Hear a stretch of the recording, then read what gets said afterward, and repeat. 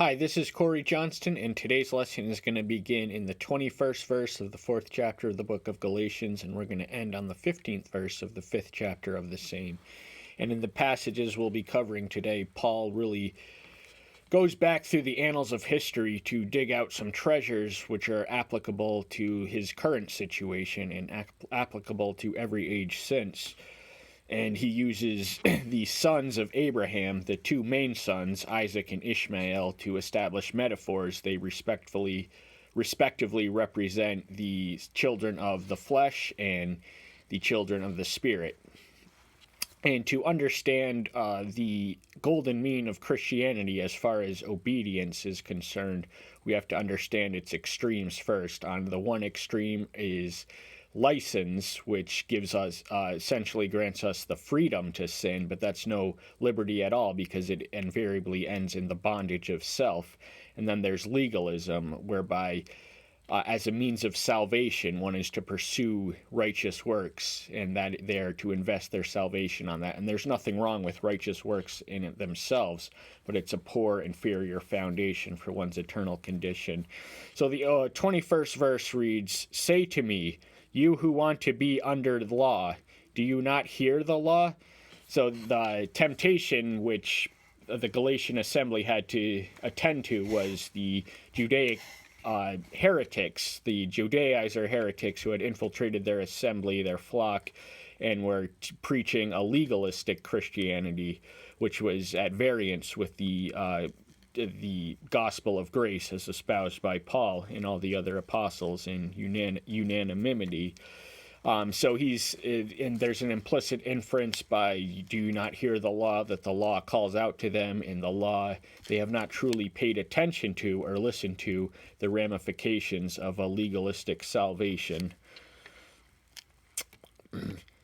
For it has been written that Abraham had two sons, one by a female servant and the other by a free woman. Abraham is the progenitor not only of the Jewish people, but also the Midianites and the children of Ishmael, who became the Muslim people. And their biological descendants, the 12 tribes of Arabia, are biologically descended from their progenitor Ishmael, who was the elder son of Abraham through his wife's servant girl Hagar, an Egyptian. So the superior inheritance clearly belongs to those who are born of the free woman, as opposed to those who are an extramarital indulgence in one's socioeconomic inferior. But he who was of the female servant was born according to the flesh, and he of the free woman through promise. So the being born of the flesh is every single human who's ever existed has been born of the flesh, and to be born in the flesh or of the flesh is to be born with the propensity to sin. So that's what we inherited from Adam, but contrarily, the spirit children of Elohim live by the Spirit, and this requires a new birth to occur at any location past the age of accountability and reason. So just about anyone over the 8 years old, now no two spiritual births are exactly alike, but every authentic saved Christian has undergone such an experience. And it is the result of promise. Now Isaac was Yahweh's promised son to Abraham, that in him the covenant would be vested. This is allegorical, for these are two covenants, one indeed from Mount Sinai, which brings forth slavery, which is Hagar. So allegorical, that means analogous or metaphorical. It's a storytelling technique whereby one uses the image as an illustration of something else. So the image that he employs is Mount Sinai. This was located in Arabia, and this was the site where Moses had received the law, the Mosaic law, the Ten Commandments, the Decalogue, and all that other stuff, which had set the tone and the standard for Judaic religion since its delivery. But Paul came to preach an superior avenue of religiosity, which is rooted in Abraham, who came before Moses by 430 years. For this Hagar is Mount Sinai in Arabia, and corresponds to Jerusalem, which now is, and is in slavery with her children. So the current predicament of Judaism was they were enmeshed in the slavery of legalism, the Pharisaical sect whose authority was generally uncontested at the synagogue level, set the standards of righteousness, and they were invariably self-oriented. Now, the sins of self are manifold. There's self-pity, there's self-confidence, there's self-sufficiency, and there's also self-righteousness. And self-righteousness is invisible because it's in that sense it's harder to detect. So it's one thing to see the sin in our sin, but quite another to see the sin in our self-righteousness. And that is a challenge we must be mindful of, because none of us are immune to develop attitudes of self-righteousness. And the surest formula for this attitude is the path of legalism, where what Yahweh has done for us is not as important as what we do for him, is the essential premise of that argument. So hence it is inherently selfish. But the Jerusalem above is free, which is the mother of us all. So the Jerusalem is a reference to the heavenly Jerusalem, which also has eschatological tones in the new Jerusalem, new heaven and new earth, but it's in contradistinction to the earthly Jerusalem, which is currently in bondage.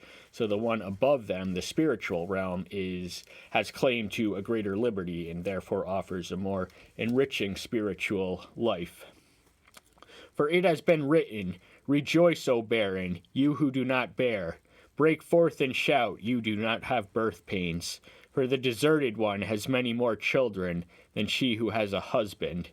So he's comparing the experience to a mother who knew not the experience of motherhood, a woman, an adult woman who never bore children, and the deserted one, that is a reference to either Hagar, because she was eventually discarded from Abraham's company and set with the promise of divine protection, but she wandered into what became Arabia, where her son Ishmael established the 12 tribes, which became the Islamic people originally.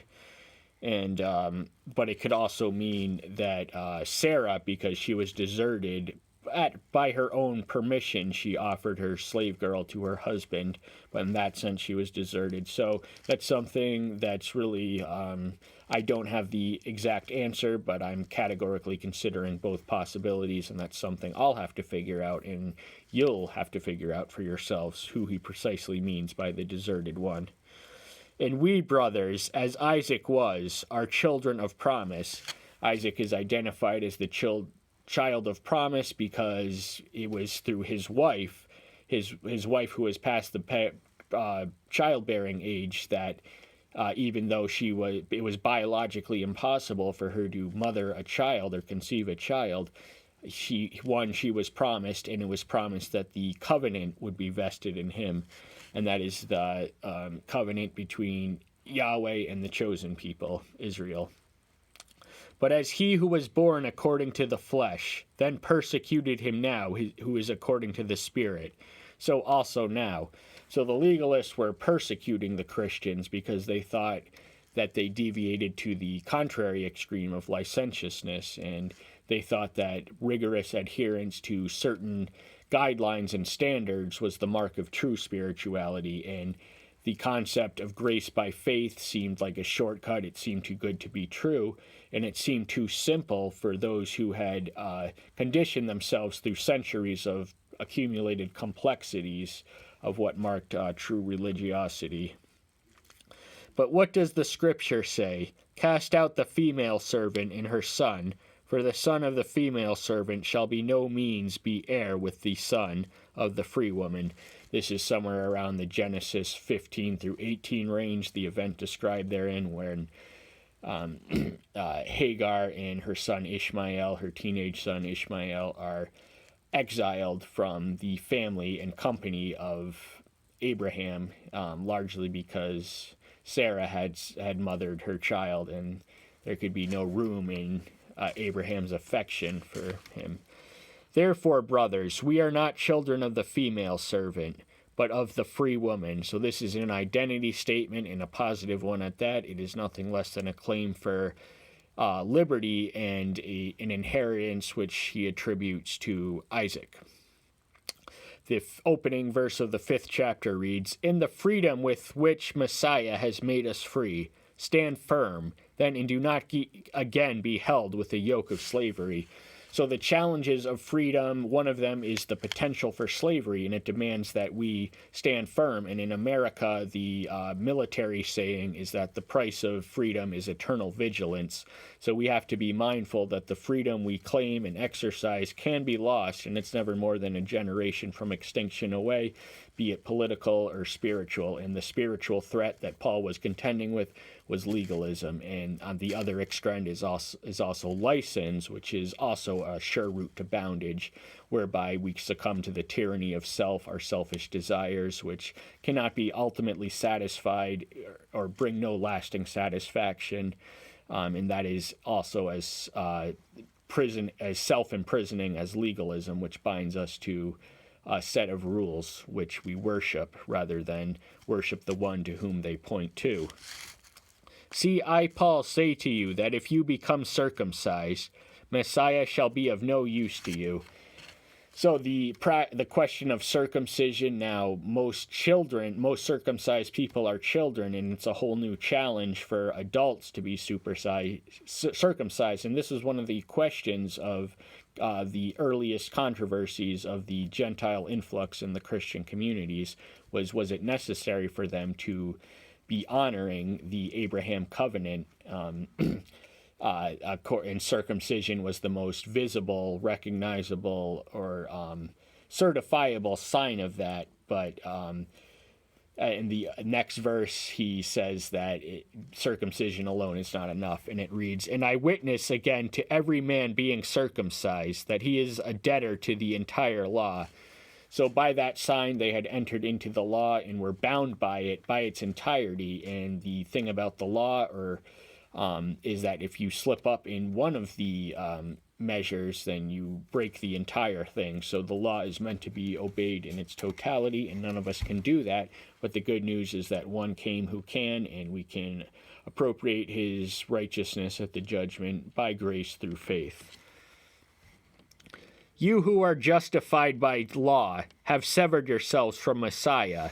You have fallen from grace." So there's really two avenues of potential justification that are that various religions competingly claim. There is justification, whereby we earn our salvation in heaven by good works, and there is that by grace, whereby grace is not on anything we did. It's an unmerited favor, is what it translates at. And the grace path seems more simple and therefore easy, but in fact, it was meant to be that way. And the Islamic people and Judaic people are very legalistically, at least Orthodox Judaism, but Islamic people too, they have a very mechanistic religious practices and religious life that whereby, and the idea is that if you do one good deed more than bad deed, then you merit your salvation. But there's no real justice in that. That's almost a manipulative approach to salvation and judgment. "For we in spirit by faith eagerly wait for the hope of righteousness." So the righteousness does not yet belong to us, but it can, and that is the great hope, and that hope exists and is found in the Messiah, who is our justification. He made our justification by possible, and he eliminated the need to emphasize the law to the extent that contemporaneous Judaism was. "For in Messiah, Yahshua, neither circumcision nor uncircumcision has any strength, but faith working through love." So the symbolism and the significance of the symbolism of circumcision is absolved in one who walks in the Messiah. That is an obsolete covenant of the Jewish people. It's not excluded in Christianity, but it has no place or special standing in them. And but the real strength is faith and love, and these are two spiritually supreme strengths as embodied in the Messiah, who enables our capacity to love our fellow man and Elohim to an infinitesimal degree of what he was capable of. You were running well. Who held you back from obeying the truth? So this is a rhetorical question. Anyone in their situation would have known that it was the Judaic heretics, Judaizer heretics, who had infiltrated their stock and deviated them from the straight and narrow. And that persuasion does not come from him who calls you. So there's preaching another gospel warning about in Galatians 1:8, and Paul pronounces a cursing on anyone who teaches a gospel other than the one he proclaimed. And the gospel that the Judaizers were preaching was Christianity plus Judaism. A little leaven leavens all the lump. So this is a reference to the ingredient in bread which gives it its rise. And the idea is that the presence of a single subversive or heretic infiltrator, it has potentially ruinous ramifications throughout the whole assembly. I trust in you, in the Master, that you have no other mind, and he who is troubling you shall bear his judgment, whoever he is. Now, single-mindedness is a virtue to be cultivated by any Christian, and the double-minded people are warned of in James 1:8 and 4:8. And that means an integrity of intellectual intention and not to be distracted by whoever tries to deviate from the absolute course of our faith. And their judgment is assured. We need not seek vengeance or retribution on them, because Elohim knows his enemies from his children and will judge us each accordingly. And I, brother, if I still preach circumcision, why am I still persecuted? Then the offense of the cross has been put aside. So circumcision, had he preached that, he wouldn't have experienced the persecution that he did, because he elevated the symbolism of the cross above that of circumcision. And the cross is identified as an offense. And in order to grasp the meaning of it in its original context, we have to remove ourselves from our contemporary landscape. We have crosses all over the country in nearly every church, Catholic or Protestant, you name it. So the symbolism, we don't tend to think of it as what the Roman audience would have, which would have been a gruesome spectacle of an instrument of capital offense and capital punishment. It was a ignoble torture device and death device. And we've come to, since then, depict it as a symbol of salvation, but in its original, to the audience to whom he was preaching, they may have thought different about it than we do. And offense is a necessary but often unpleasant measure of the Christian calling, because we, in some sense, the world's values are so alien and antithetical to our own that the introduction and the espousal and the expression of our truth will automatically stimulate an offense. And there's an overemphasis in contemporary culture, I feel, of political correctness, which has unfortunately infiltrated much of the church, who are afraid to offend the right people. Oh, that those who disturb you would even cut themselves off. So he's hoping that those who came with injurious intention will sever themselves for lack of success and move on to more vulnerable hosts, perhaps. For you, brothers, have been called to freedom, only do not use freedom as an occasion for the flesh, but through love serve one another. So this is earlier mentioned the alternate extreme of legalism, in which Christian liberty exists as the golden mean, and that extreme is licentiousness or license, whereby we are theoretically at liberty to discard God's standards of sin, and we are free to sin. But the unfortunate irony of such a mindset is that it reduces one to slavery, the slavery of self and selfish desires, and sin, and all that entails is a cruel master. For the entire law is fulfilled in one word, in this, you shall love your neighbor as yourself. This was a familiar injunction to ancient Judaism. The theme of neighborly love rendered them distinct from any other civilization, and the principle is cited in Leviticus 19:18, and it abounds throughout the New Testament. There are several passages. This is far from the only reference of it, but the concept and the context in which he presents the concept is that the fullness of the law is satisfied and completed if we would only love our neighbors as we do ourselves. And if you bite and devour one another, beware lest you be consumed by one another. So he who lives by the sword dies by the sword, and those who reap violence can expect to sow more of the same, and rightly so. And he does pick up on the reaping and sowing analogy more extensively in the 6th chapter, and we're going to get to that in the discourse after this one. We're going to do a combined one for the next session, the virtues and vices of the fruit, and we're going to analyze and critique it in light of a passage in Romans 8, which is the most extensive alternate extrapolation on spirit and fruits and the fruits of the spirits and the merits thereof and manifestations of it. But that's all the time we have for today. Thank you so much. Tune in next time. Bye-bye.